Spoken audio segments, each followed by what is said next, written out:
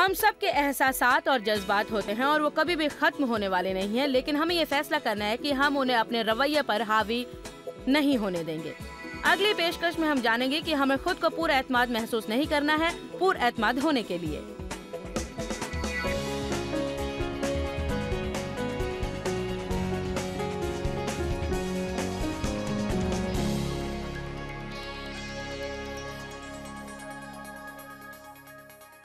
मुझे आपसे कुछ चीजें पूछने दे कि उनके बारे में आप क्या जानते हैं। हो सकता है आप कहने लगे, आपसे सच कहता हूं, आपको सुनने के बाद मुझे नहीं लगता मैं कुछ ज्यादा जानता हूं, क्योंकि मैं सिर्फ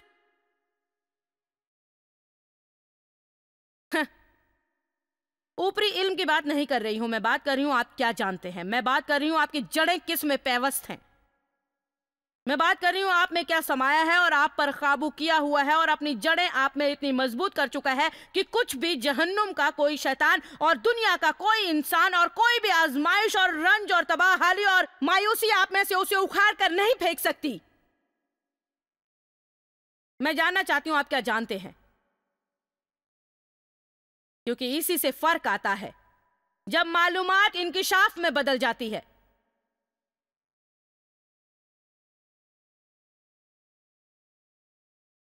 सिर्फ एक ही तरीके से आप वो जान सकते हैं जो आप जानना चाहते हैं, और वो है मुताला। मैं बाइबल पढ़ने की बात नहीं कर रही हूं। हर कोई बाइबल पढ़ने की बात करता है। बाइबल पढ़ने की, क्या आपने बाइबल पढ़ी? मेरे ख्याल में हमें बाइबल पढ़नी चाहिए, पर मैं समझती हूं कि पढ़ने से बढ़कर भी कुछ और होना चाहिए। मेरे ख्याल में आपको मुताला करना चाहिए, कलामे इलाही का मुताला। और मैं खास तौर पर समझती हूं आपको पहलुओं का ज्यादा मुताला करना चाहिए जिनमें आपको मसाइल है, क्योंकि बाइबल में आपके हर मसले का जवाब है। आपको तमाम जिंदगी ज़ब्ते नफ्स के बगैर नहीं गुजारनी, क्योंकि बाइबल कहती है आपको ज़ब्ते नफ्स की सिफत दी गई है। इसलिए आप उसे यहां देखें और उस वक्त तक उसका मुताला करें कि कलाम आप में रच बस जाए। सिर्फ कश्ती में बैठकर यह तमन्ना ना करें कि आप पर इंकिशाफ हो। काश मुझ पर भी इंकिशाफ होता। काश जो जॉयस जानती है मुझे पता होता। यह चाहने से नहीं मिला। काश मेरे पास जॉयस की तरह मिनिस्ट्री होती। ये चाहने से नहीं मिली।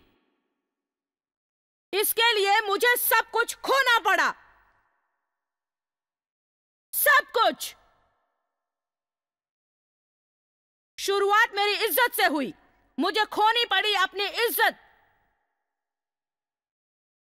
क्या कोई मुझे सुन रहा है? मुझे खोने पड़े अपने दोस्त, अच्छे दोस्तों को पाने से पहले। मैं आपसे कुछ कहना चाहती हूं, मुझे सुनिए, मुझे सुनिए। आप में से चंद लोग इतना घबराते हैं कि आपके पास जो है वो आप देना नहीं चाहते, ये जानने के लिए कि उसके बदले आपको क्या मिलेगा।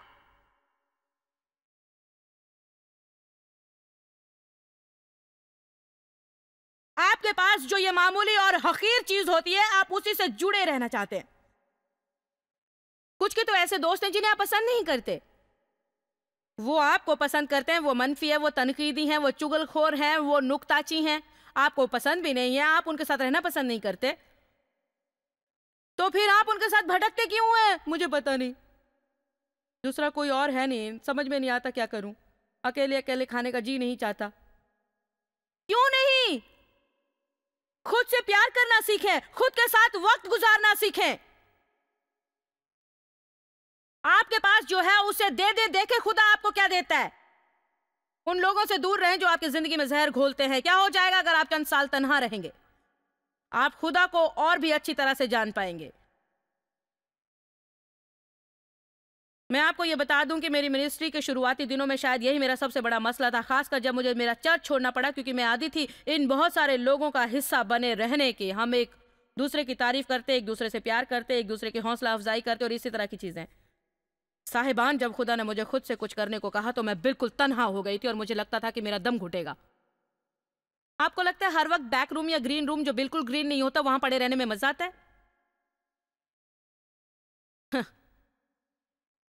लोग समझते हैं मेरे जैसे लोग उनसे दूर रहने की कोशिश करते हैं। मुझे आप सब लोग बहुत पसंद है, आपके साथ रहना पसंद है, दावतें उड़ाना, गले मिलना, पर मैं ऐसा नहीं कर सकती क्योंकि आप मुझे मार डालेंगे। आप बहुत ज्यादा होते हैं और मैं आपके बीच तन्हा निढाल हो जाऊंगी। इसलिए जब आप वहां पार्टी का मजा लूटते हैं तो मैं यहां ग्रीन रूम में होती हूं, जो कतई ग्रीन नहीं।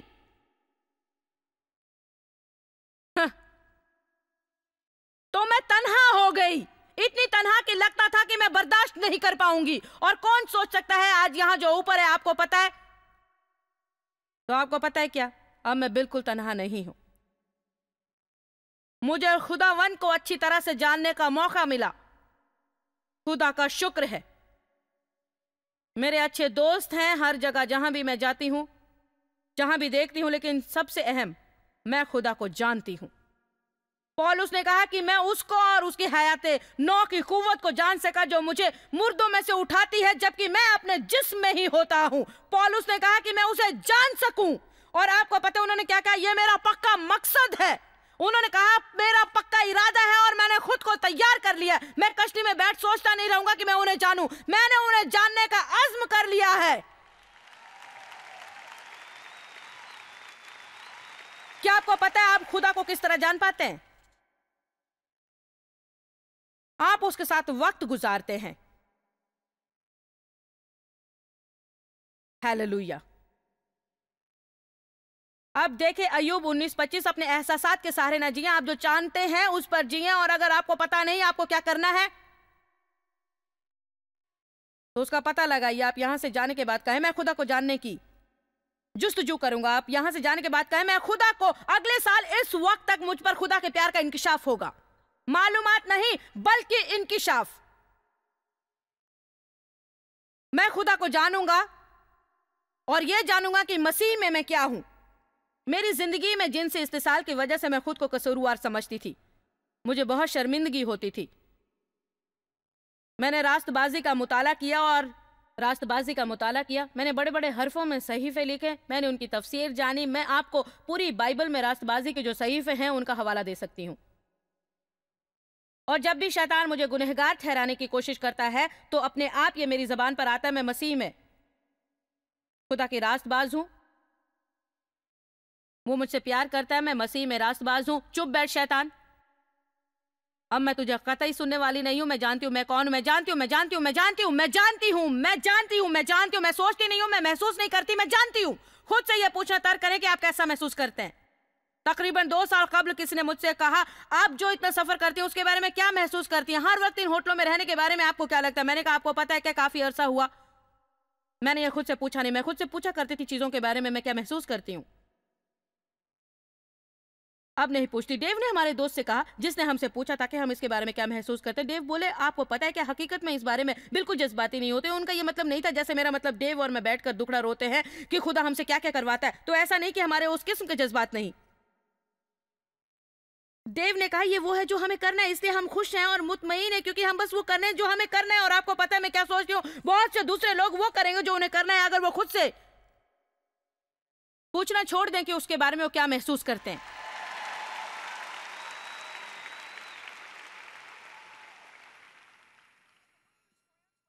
मैं हमारे इनर सिटी के ड्रीम सेंटर के पासबान को देख रही हूं। मैं नहीं जानती, हो सकता है जेफ को वो करना पसंद आए जो मैं यहां ऊपर कर रही हूं या सड़क पर सफर करती हुई जो मैं करती हूं, लेकिन खुदा ने उन्हें इनर सिटी के चर्च की पासबानी की जिम्मेदारी सौंपी है, जो बहुत ज्यादा पुरलुत्फ जगह नहीं जहां रहना बहुत ज्यादा खुशी की बात नहीं। मैं समझती हूं जब वो लोग ब्रिज के नीचे रहने वाले को लेकर वहां आते हैं तो वो जगह बदबू से भर जाती है। लेकिन हाल ही में उन्होंने मुझसे कहा मैं जानता हूं मुझे यही करना है। ये जो आप महसूस करते हैं ये उस बारे में नहीं है, ये उस बारे में है जो आप जानते हैं। अगर मैं आपको आपके एहसासात से अलग करके गहराई में जीने को कहूं, लूका में बाब 5 बाइबल कहती है शागिर्द रात भर मछलियां पकड़ते रहे पर एक ना पकड़ सके। उन्होंने अपने जाल धोकर एक तरफ रख दिए। वो बहुत थके हुए और निढाल थे, मायूस थे क्योंकि कुछ ना पकड़ पाए थे। यीशु वहां आ गए। उन्होंने ये नहीं कहा जनाब मैं जानता हूं तुम क्या महसूस करते हो, बड़े शर्म की बात है तुम कुछ भी नहीं पकड़ सके, मुझे तुम्हारे लिए बड़ा बुरा लग रहा है। नहीं, आपको पता है उन्होंने क्या कहा? दोबारा अपनी कश्ती लेकर गहरे पानी में जाओ। उन्होंने लूका 5 दोबारा कश्ती में बैठा और उसे गहरे पानी में ले जाओ। पतरस ने कहा हम निढाल हो चुके हैं। उन्हें बताया कि वो कैसा महसूस करते हैं। हम कुछ नहीं पकड़ पाएंगे, फिर कोशिश करो। हम सचमुच ये नहीं चाहते। उन्हें बताया वो क्या चाहते हैं, लेकिन फिर उन्होंने कहा बहरहाल आपके कहने से हम फिर आपके कहने से हम एक बार फिर से जाल डालकर देखेंगे, जरूर देखेंगे। और बाइबल में है कि उस दफा जब उन्होंने जाल डाला तो उन्होंने इतनी मछलियां पकड़ी कि वो जाल उठाकर कश्ती में भी नहीं रख पाए और उन्हें उन तमाम लोगों को मदद के लिए बुलाना पड़ा जिन्हें वो जानते थे। प्यारे खुदावन, किसी को नारा लगाना, जमीन पर लौटना, चीखना और चिल्लाना चाहिए। मैं महसूस करता हूं, महसूस नहीं करता, मैं सोचता हूं मुझे चाहिए, मैं सोचता हूं, मैं महसूस करता हूं मुझे चाहिए, मैं सोचता हूं, मैं महसूस करता हूं मुझे चाहिए। मेरा क्या, मेरा क्या, मेरा क्या, मेरा क्या, मेरा पेप पेप, मेरा क्या, मेरा क्या, मेरा क्या, मेरा क्या। आज सुबह ही मैं सोच रही थी जब 19,000 औरतों में से एक औरत एक दिन की शहजादी चुनी गई। मैं हैरान थी कि कितनी औरतें सोच रही होंगी। मैं हैरान थी कि कितनी औरतें ये सोच रही होंगी कि ओ मेरा क्या।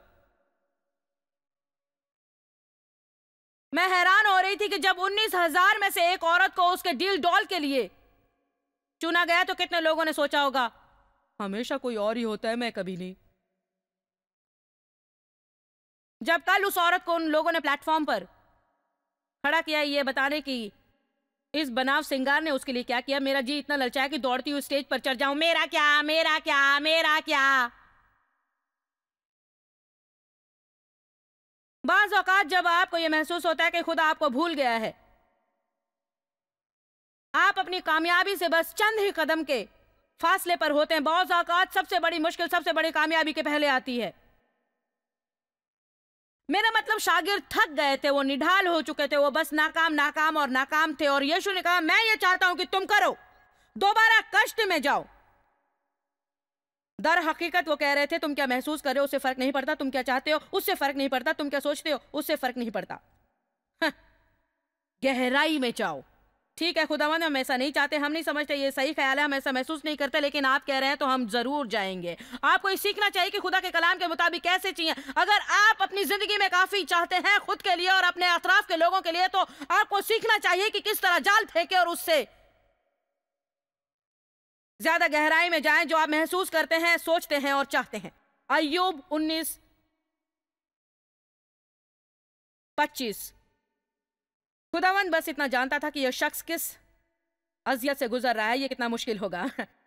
उसने अपना पूरा खानदान खो दिया, पूरे बदन पर फोड़े हो गए, उसके तमाम दोस्तों ने उसका साथ छोड़ दिया।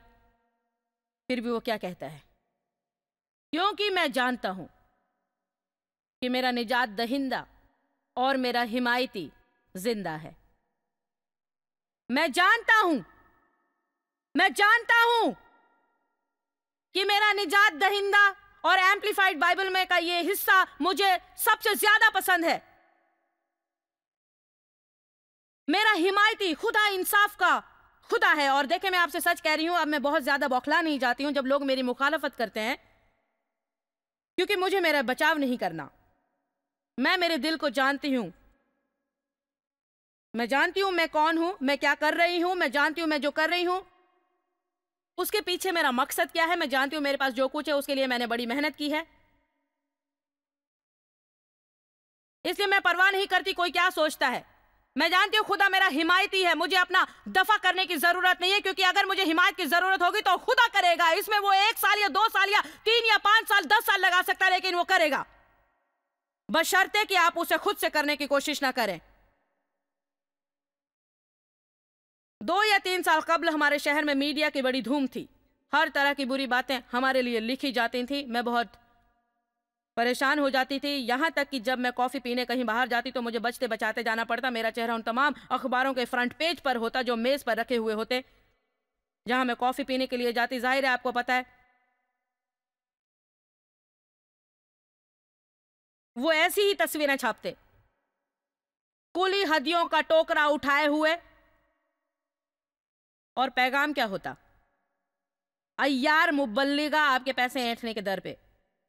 मुझे पता नहीं, ओ इससे मुझे बड़ी तकलीफ होती। ये वो एक वक्त था जब मुझको बेदिली से दुआ करनी पड़ी, खुदावंद उन्हें माफ कर दे। पर आपको दिलचस्प बात पता है, और मैं बखुदा आपसे सच कह रही हूं, उसके बाद से हमारी मिनिस्ट्री और भी फली फूली।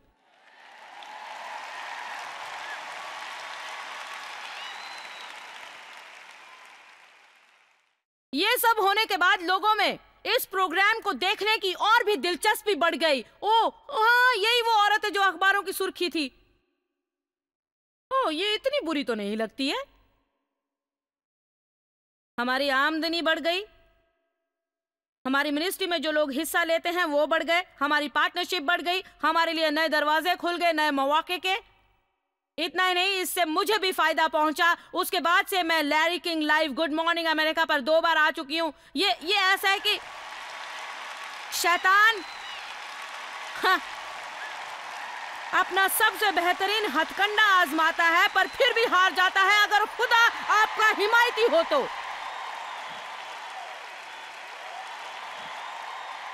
लेकिन अगर आप नहीं जानते हैं कि खुदा आपका हिमायती है, अगर आप नहीं जानते हैं कि वो आपका हिमायती है, तो आप खुद ही वहां जाकर अपना बचाव करना शुरू कर दे। ओ काश आप इससे अपने हाथों को बाज रखें।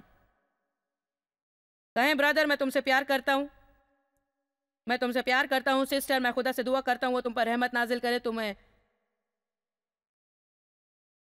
नादान शय हो। तो मेरा मतलब यीशु ने क्या कहा था, खुदावंद उन्हें माफ कर। आपसे सच कह रही हूं, खुदा से सच कहती हूं और आपसे भी सच कह रही हूं, अगर आप सचमुच खुदा के गुलाम है, पूरे दिल और जान से उसके खिदमत गुजार है, मेरा मतलब तो आपको उन लोगों के लिए दुआ करनी चाहिए जो आपसे बदसलूकी करें। मैं सच कह रही हूं, मुझे बिल्कुल पसंद नहीं जब कोई मेरे बच्चों को परेशान करता है, और मुझे पता है अगर मैं ऐसा सोचती हूं तो मैं सोच सकती हूं कि खुदा कैसा सोचता है। मैं जानती हूं कि मेरी हिमायत करने वाला जिंदा है, मैं जानती हूं कि वो जिंदा है। और अगर आप एक और सहीफा चाहते हैं तो देखिए मत्ती 16। हो, मुझे बड़ा मजा आ रहा है। और अगर आप जानना चाहते हैं, आज मैं उसका मस्सा महसूस कर रही हूं। यह ज्यादा बेहतर होता है जब आप उसे महसूस करते हैं, लेकिन आपको कुछ पता होता है। मैं उसे कहूंगी चाहे महसूस करूं या ना करूं, और यही चीज शैतान को शिकस्त देती है। ओह अच्छा, वक्त महसूस करना बड़ी अच्छी बात है, लेकिन आपको यह जहन बना लेना है कि अगर आप जो महसूस कर रहे हैं वो आपके हक में नहीं, तो भी आप उसे करेंगे। क्या आप तैयार हैं? मत्ती 16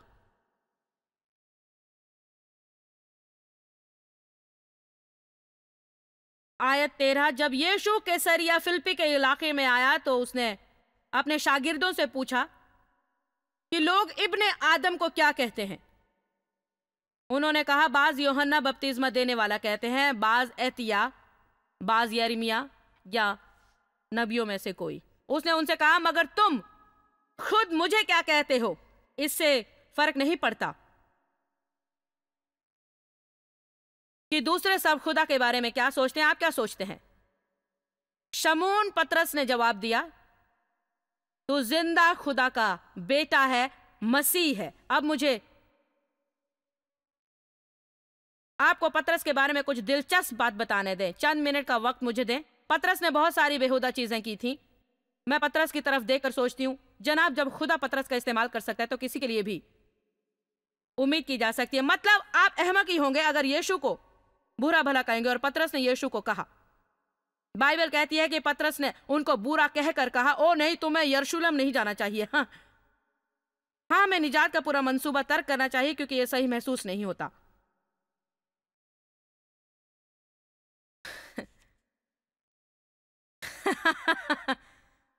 तो यीशु को पता था क्या करना है। मेरे पीछे आ शैतान, तू रुकावट है और मेरे रास्ते में आ रहा है।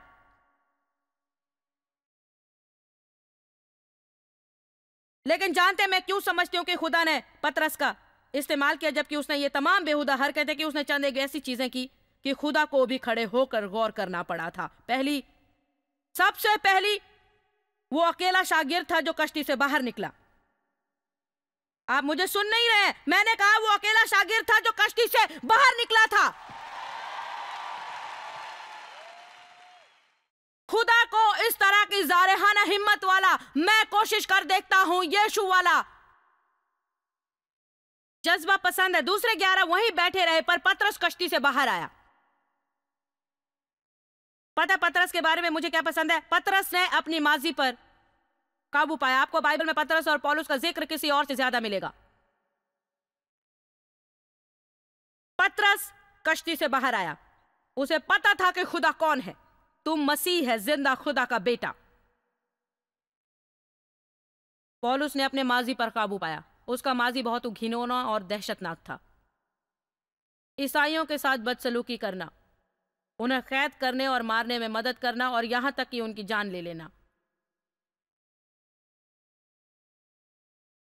फिर भी उसे खुदा ने माफ किया और उसने कहा, एक चीज जो मैं करता हूं, ये मेरी आरजू है, वो भूल जाऊं जो पीछे हुआ। क्या आज कोई यहाँ इस जगह पर है जो भूल जाए उसे जो पीछे है? क्या यहाँ आज कोई ऐसा है जो अपने माजी की यादों को फरामोश कर दे? क्या कोई ऐसा है जो अपने माजी में हुए हादसों को भूल जाए? जो आपने किया, जो दूसरों ने आपके साथ किया, आपने जो नहीं किया, जो किसी और ने आपके लिए नहीं किया, क्या ऐसा कोई है जो कहे मैं पौलुस बनूंगा, मैं अपने माजी को फरामोश कर दूंगा, मैं पतरस बनूंगा, मैं कश्ती से बाहर निकलूंगा?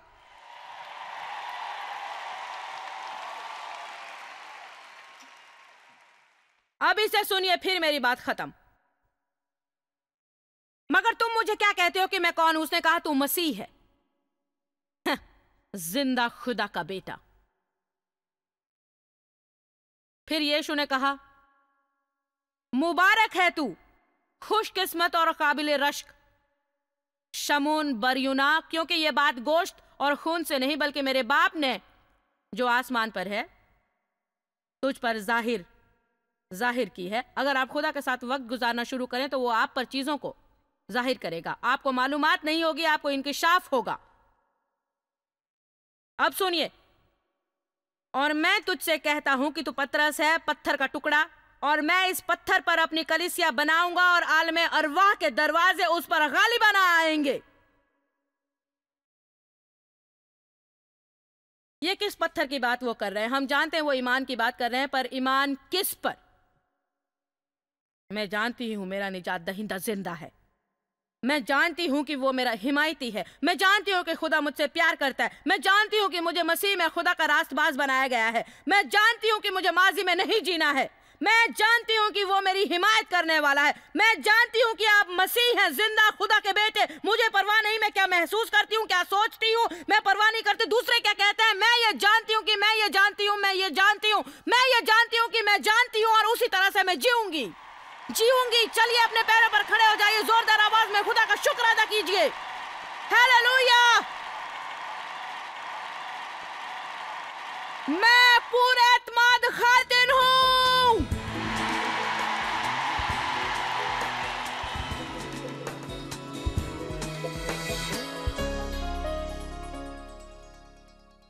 मैं बस इतना कहना चाहती हूं कि मेरे ख्याल में हम सब के लिए वक्त आ गया है कि रूहानी पुख्तगी हासिल करें, और इसके लिए ज़रूरत है कि अब और जो महसूस करते हैं उस पर ना जिएं। ये जहन में रखिए कि हमारे हमेशा एहसासात रहेंगे, वो ख़त्म होने वाले नहीं, लेकिन हमें उन्हें अपने ऊपर नहीं बनाना है। मैं आज आपको पेश करना चाहती हूँ 5 सीडी की तालीमी series burn one the confident women.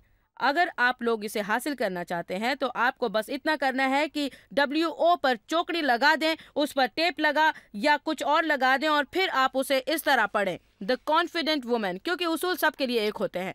Bonus के तौर पर मेरे पास एक किताब है जो मैं आपके हाथों में देखना चाहती हूँ, और बोनस का मतलब है आपके लिए तोहफा। ये मेरी लिखी किताब है, वुमेन टू वुमेन। मेरे ख्याल में बाज़ औकात औरत को ज़रूरत होती है दूसरी औरत के, जिससे वो चंद मखसूस चीज़ों पर बात कर सके, और यही मैंने इस किताब में करने की कोशिश की है। हम चाहते हैं कि आप इन्हें हासिल करें, क्योंकि हम चाहते हैं कि आप अपनी ज़िंदगी के हर दिन का लुत्फ उठाते रहें और हर पल को जिएं।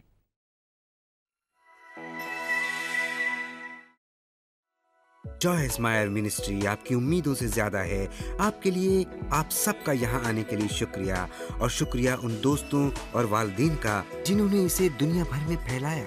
हम सब भूखे को खाना खिलाते हैं, गरीब को कपड़ा देते हैं, और इस तरह मुल्क की खिदमत करते हैं। आप joysmire.org पर विजिट करें और अपनी इल्तिजाई इबादत हमारे साथ बांटें। देखिए जॉयस के अजीम बयान और हमारे साथ शामिल हो जाइए यीशु की मोहब्बत भरी दुनिया में।